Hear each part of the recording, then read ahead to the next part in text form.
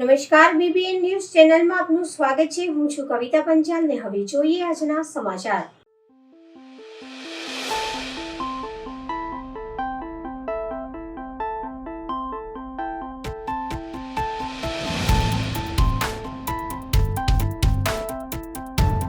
વડોદરા શહેરમાં ટીમ ગબ્બર દ્વારા વિધવા અને વૃદ્ધ મહિલાઓને કમાટી બાગની પિકનિક સાથે સાડી વિતરણ કરવામાં આવ્યું। વર્ષના છેલ્લા દિવસે 31 ડિસેમ્બરના રોજ કમાટી બાગ ખાતે ગાર્ડનમાં પિકનિકનું આયોજન કરવામાં આવ્યું હતું। સાથે જ જમવાની વ્યવસ્થા અને લાવા લઈ જવા માટે બસની સુવિધા સાથે તમામ મહિલાઓને મેડિકલ ચેકઅપ સેવા પૂરી પાડવામાં આવી હતી। તમામ વિધવા બહેનો અને 100થી વધુ વૃદ્ધ મહિલાઓને સાડી ભેટ આપીને 31 ડિસેમ્બરની ઉજવણી કરવામાં આવી। આ ઉજવણી દર વર્ષે કેમ ગબ્બર દ્વારા કરવામાં આવે છે। સમાજમાં એક જાગૃતતા આવે તે હેતુથી આ કાર્યક્રમ કરવામાં આવતો હોય છે। સલામ વિસ્તારમાં રહેતી વૃદ્ધ અને વિધવા બહેનોને સાડી વિતરણ અને ભોજન કરાવ્યું હતું। આજે સમગ્ર વિશ્વમાં અને ભારત દેશમાં જ્યારે લોકો 31ની ઉજવણી કરે છે, જેમ દર વર્ષે ટીમ ગબ્બર 31ની ઉજવણી કરે છે, એમ આજે 7મા વર્ષે પણ ટીમ ગબ્બર 31ની ઉજવણીના ભાગરૂપે વડોદરા શહેરમાં આવેલા કમાટી બાગ ખાતે જે વિધવા અને ઘરડાબાને અમે અલગ અલગ વિસ્તારમાંથી લાવીને એમને જમવાનું આપ્યું છે। સાથે સાથે સાડીનું વિતરણ કરીશું અને આ બાને જે કમાટી બાગ છે વડોદરા શહેરની શાન કહેવાય એ ફેરવવાના છે। સાથે સાથે આવતીકાલે અમે આ બાનું જે પણ મેડિકલ ચેકઅપ છે ફ્રીમાં કરી આપવાના છે। સમગ્ર વિસ્તારમાં જઈને અમારા ટીમ તરફથી એનું પણ આયોજન કરવામાં આવ્યું છે। કેટલા લોકોએ આનો લાભ લીધો? લગભગ 100થી 120 વિધવા ઘરડાબા છે, તે અલગ અલગ શ્રમ વિસ્તારમાં રહે છે અને ઘણાના કોઈ દીકરા નથી કે ફેમિલીમાં ઘણા મેમ્બર નથી, ઘણા બા એકલા રહે છે। તો દર વર્ષની જેમ આ વર્ષે પણ આ બા લોકોને અમે લોકોએ સારી એવી જમવાની વ્યવસ્થા કરી છે, સાથે સાડીઓ આપી છે અને આગામી દિવસોમાં પણ આ બાને અમે જે પણ બનતી લગતી મદદ અમારા ટીમ ગબ્બરના સાથીઓના સાથ સહકારથી પહોંચાડવાના છે। આજે જે ટીમ ગબ્બર દ્વારા 31 એટલે 31 ડિસેમ્બર જે કહેવાય છે, દર વર્ષે આજે 7 વર્ષથી સતત અમે લોકો જે ઘરડા અને વિધવા બા હોય છે તેઓને જે અલગ અલગ હોટલમાં પણ અમે જમાડતા હોય છે, પરંતુ આ વર્ષે અમારા ટીમના તમામ સભ્યોને એક મંતવ્ય હતું કે ભાઈ જે ઐતિહાસિક બાગ છે સર સયાજીરાવ ગાયકવાડે આપેલી આપણા દેન છે। આજે જે કહેવાય છે કે લોકો જે પોતાના માતા પિતાને લઈને ફરવા નથી આવતા, પરંતુ અમારી એક આજે આ વખતે ઈચ્છા હતી કે તમામ જે વિધવા બહેનો છે સાથે વૃદ્ધ બહેનો છે આ લોકોને લઈ અને કમાટી બાગના જે કહેવાય છે દર્શન કરાવીએ। સાથે જે કહેવાય છે કે બાને જે નવી સાડી આપવાના છે, સાથે જમવાનું જે છે અમે દર વર્ષે કરીએ છીએ એ જ રીતે પ્રોગ્રામ અમે કરીશું અને આ તમામ બાના આશીર્વાદ લઈ અને ધન્યતા અનુભવીશું।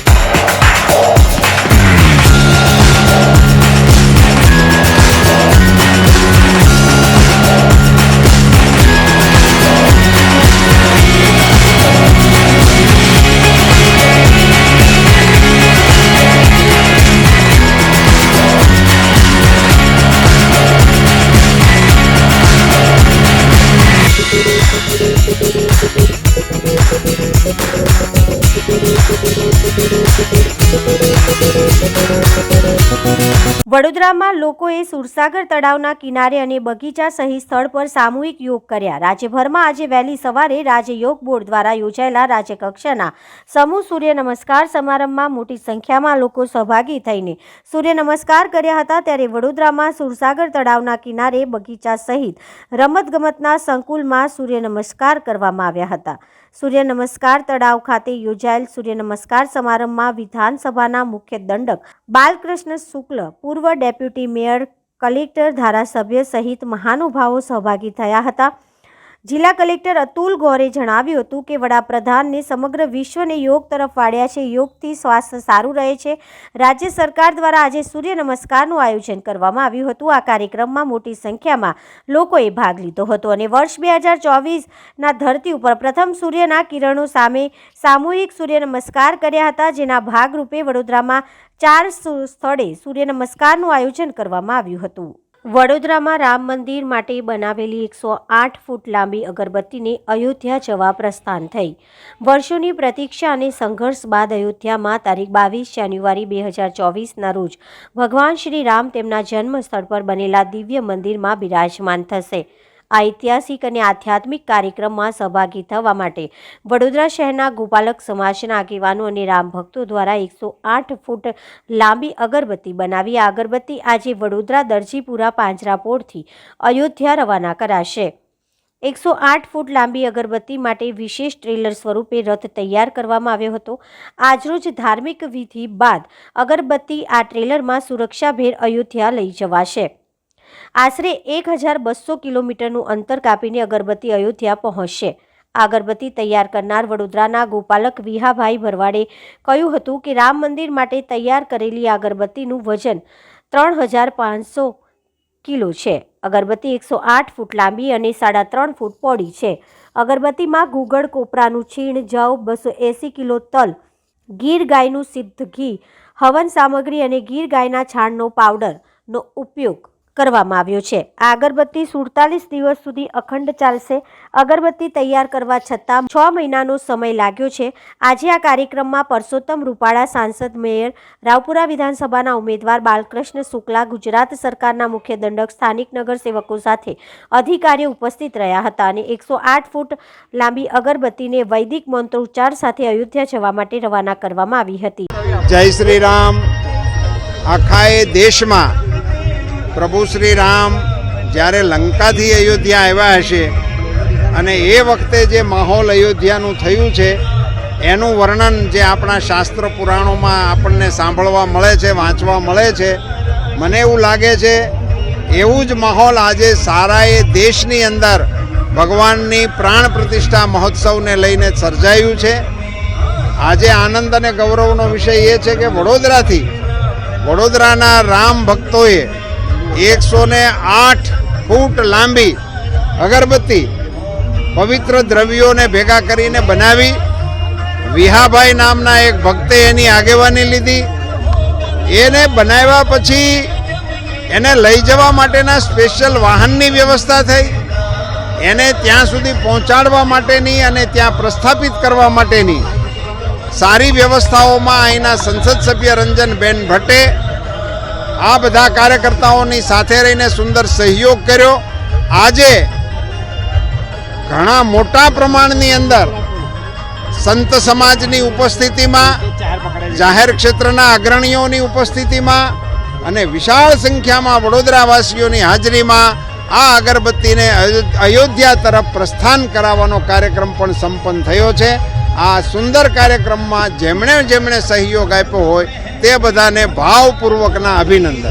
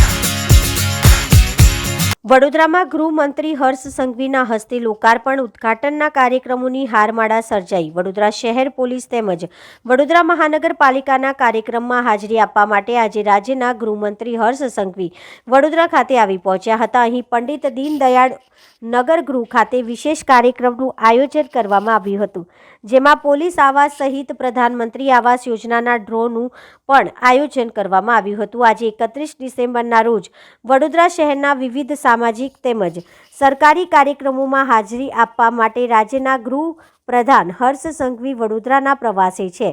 ત્યારે વડોદરા જિલ્લા પોલીસના તાલુકા પોલીસ મથકની નવીન ઇમારતનું લોકાર્પણ તેઓના હસ્તે કરવામાં આવ્યું હતું. વડોદરા શહેર પોલીસના વિવિધ કાર્યક્રમોનું આયોજન આજવા રોડ ખાતે પંડિત દીનદયાળ ઉપાધ્યાય નગર ગૃહ ખાતે યોજાયું, જેમાં શહેરમાં કુંભારવાડા, અકોટા, અટલાદરા તથા કપુરાઈ પોલીસ સ્ટેશનની નવી ઇમારતોનું વર્ચ્યુઅલ લોકાર્પણ એક જ સ્થળેથી કરાયું. આ સાથે વિવિધ પોલીસ આવાસોનું લોકાર્પણ કરાયું. આ સાથે વડોદરા શહેર પોલીસની નવી મોટરસાયકલ વિતરણ કાર્યક્રમ પણ યોજવામાં આવ્યો. તાજેતરમાં વડોદરા શહેર પોલીસ ટ્રાફિક વિભાગમાં ફરજ બજાવતા પોલીસ કર્મચારીઓ માટે એર કન્ડિશન હેલ્મેટ તૈયાર કરવામાં આવ્યા છે, જેનું વિતરણ ગૃહમંત્રી હર્ષ સંઘવીના હસ્તે કરાયું. જ્યારે વડોદરા મહાનગરપાલિકા દ્વારા ગૃહમંત્રીના હસ્તે પ્રધાનમંત્રી આવાસનો ડ્રો તેમજ PM સ્વનિધિ યોજના અંતર્ગતના કાર્યક્રમોની ઉજવણી સંયુક્ત રીતે કરાઈ હતી. આ કાર્યક્રમમાં વડોદરા શહેર પોલીસના ઉચ્ચ અધિકારીઓ, વડોદરા શહેરના ધારાસભ્યો સહિત વિધાનસભાના મુખ્ય દંડક બાલકૃષ્ણ શુક્લ, મેયર પિંકીબેન સોની તેમજ અન્ય હોદ્દેદારો ખાસ ઉપસ્થિત રહ્યા હતા. વડોદરા જિલ્લા વહીવટીતંત્ર દ્વારા અનેક લોકાર્પણ, ખાતમુહૂર્ત, વિકસિત ભારત યાત્રા અને પોલીસ સ્ટેશનોના લોકાર્પણ, આ તમામ કાર્યક્રમોના આ સંયુક્ત કાર્યક્રમમાં આપની સૌની વચ્ચે ઉપસ્થિત મુખ્યમંત્રી આદરણીય શ્રી ભૂપેન્દ્રભાઈ પટેલે અનેક ભેટો આપ સૌને આપવા માટે આ ટીમને અહીંયા મોકલી છે. આપ સૌ લોકોને આજે વડોદરા મહાનગરમાં ક્યાંક પોલીસ સ્ટેશનની ભેટ, તો ક્યાંક પોલીસ પરિવારોને નવા મકાનોની ભેટ, ક્યાંક રાત દિવસ મહેનત કરીને પોતાનું પરિવારનું ગુજરાન ચલાવતા કામ કરતા નાના વેપારીઓ, આ સૌ લોકોને સ્વનિધિ યોજના થકી લોનની ભેટ, તો ક્યાંક મારા વડોદરા નગરજનો માટે વર્ષોથી જે પરિવારજનોએ સપના જોયા હોય એના સપના સાકાર કરવા માટે નવા ઘરોની ભેટ એ ભારતીય જનતા પાર્ટી સરકાર દ્વારા આજે વડોદરા મહાનગરમાં અનેક ભેટો તમામ વિસ્તારોમાં આપવાનો કાર્યક્રમ છે. વડોદરા શહેરના અલગ અલગ પોલીસ અને કોર્પોરેશન બધા લોકો આપણને ગૌરવના અનુભવ કરે છે. કારણ છે ઘણા બધા જો પબ્લિક સુવિધાઓના આજે અમારા માનનીય ગૃહમંત્રી સાહેબ દ્વારા જો પબ્લિકના અર્પણ કરવા જઈ રહ્યા છે, ત્યારે વડોદરા શહેરમાં કુલ 4 જેટલા નવા પોલીસ સ્ટેશનો, જેમાં Kumbharwada police station, Akota police અને વડોદરા મહાનગરપાલિકાના ઘણા બધા પબ્લિકના સુવિધાઓમાં જ્યારે લોકાર્પણ થવાના છે, એવા સુપ્રસંગની મધ્યે અહીંયા મંચ વિરાજમાન ત્યારે એક વિષયની ચર્ચા થઈ ત્યારે તેમને ખૂબ આનંદ થયો અને એમને કીધું ચાલો વડોદરા આ કંઈક કરી રહ્યું છે.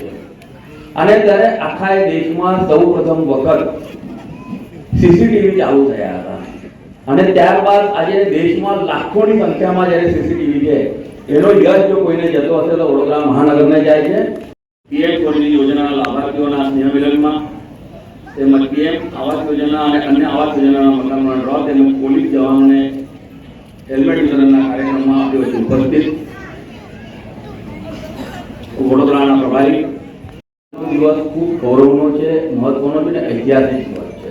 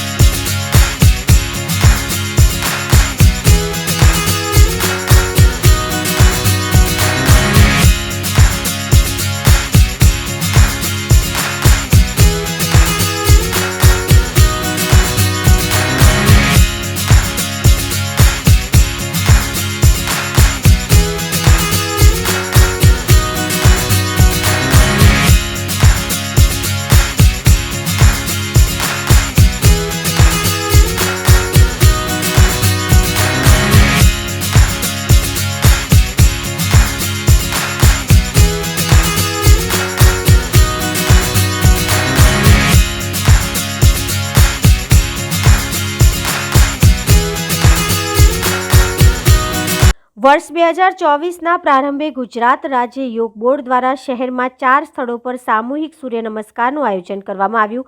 શહેરના માંજલપુર સ્પોર્ટ્સ કોમ્પ્લેક્સ અને સુરસાગર ખાતે મોટી સંખ્યામાં યુવક યુવતીઓએ સૂર્ય નમસ્કાર કર્યા હતા.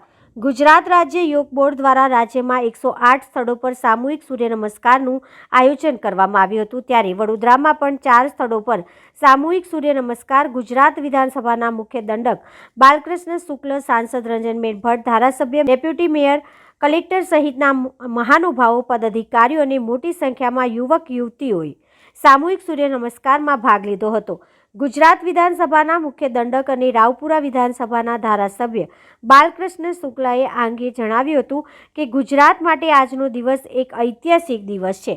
નવા વર્ષની શરૂઆતમાં સમગ્ર દેશમાં સર્વપ્રથમ વખતે ગિનીસ બુક ઓફ વર્લ્ડ રેકોર્ડમાં ગુજરાતનું નામ નોંધાયું છે. ભારતીય પ્રાચીન સંસ્કૃતિ સૂર્ય નમસ્કારની એક આખા મહિનાની છે, જે સ્પર્ધા ચાલી છે, જેમાં 15 લાખથી વધારે યુવક યુવતીઓએ ભાગ લીધો છે.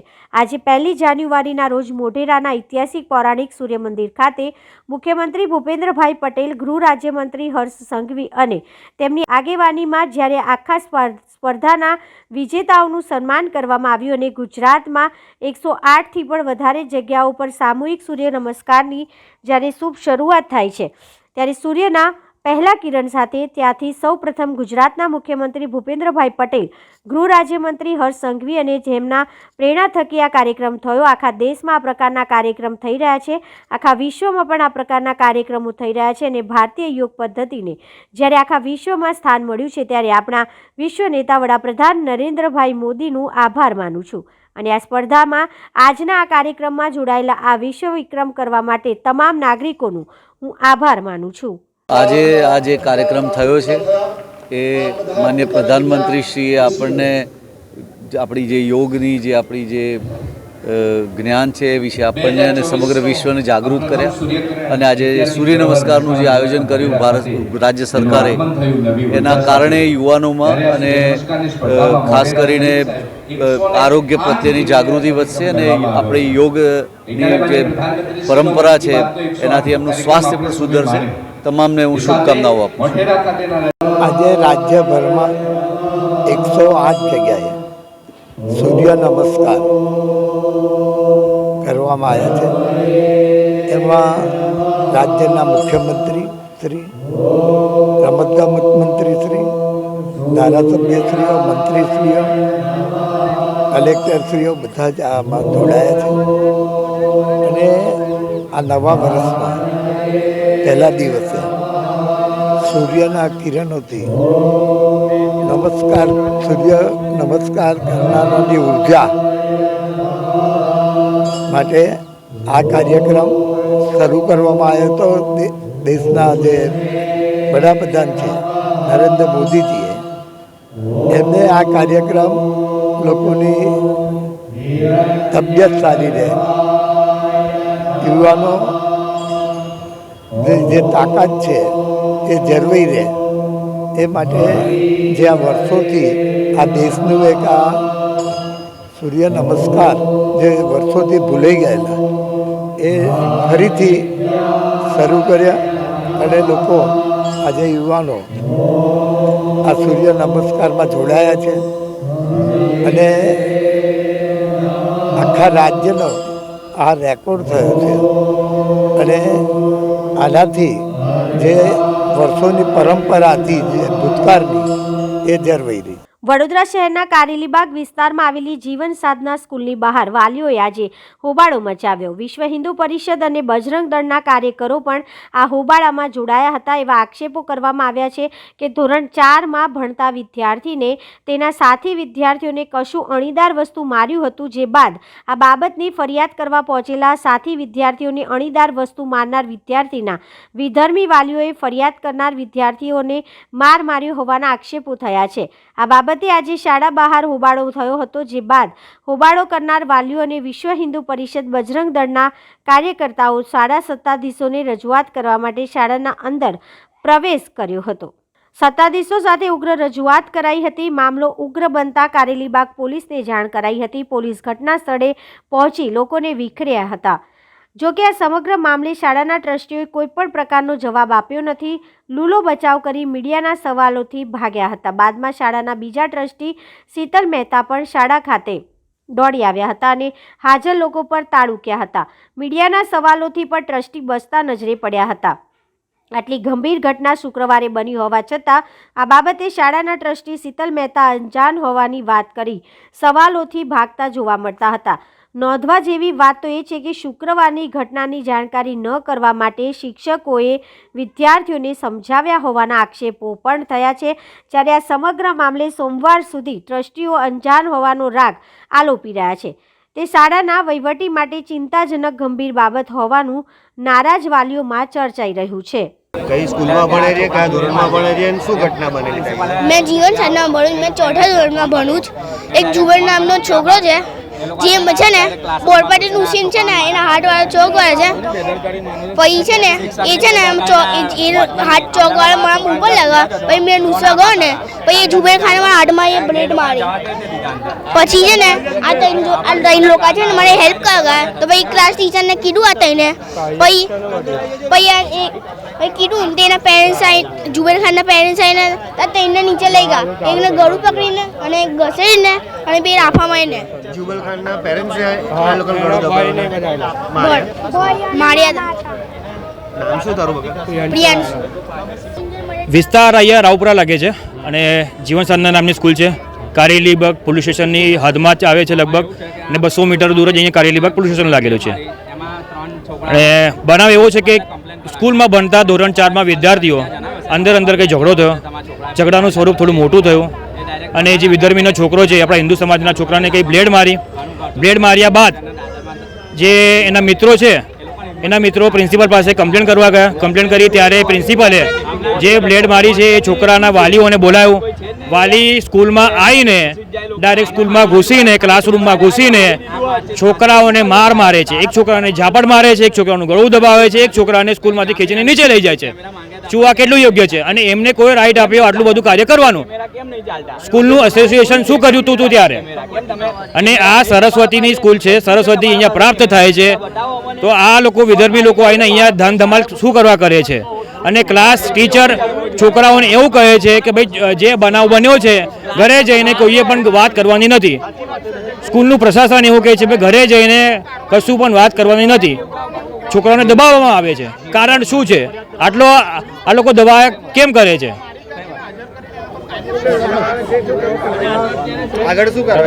હવે આગળની કાર્યવાહી એવું છે કે ભાઈ આગળ અંદર પ્રિન્સિપલ પાસે જઈ રહ્યા છે. હિન્દુ સમાજ એકત્રિત થઈ રહ્યો છે, બજરંગ દળ કાર્યકર્તા બધા એકત્રિત થયા છે, વાલીઓ એકત્રિત થયા છે. શું નિર્ણય આવે છે? વાલીઓને એવું કહે છે કે ભાઈ આપણે FIR કરવી છે અને જે આગળ કાર્યવાહી થશે પ્રશાસન કરશે. તો આ હતા આજના સમાચાર. આવતીકાલે ફરી મળીશું આ ચેનલ પર આ સમય. ત્યાં સુધી સમગ્ર BBN ન્યૂઝ ચેનલની ટીમને રજા આપશો. નમસ્કાર.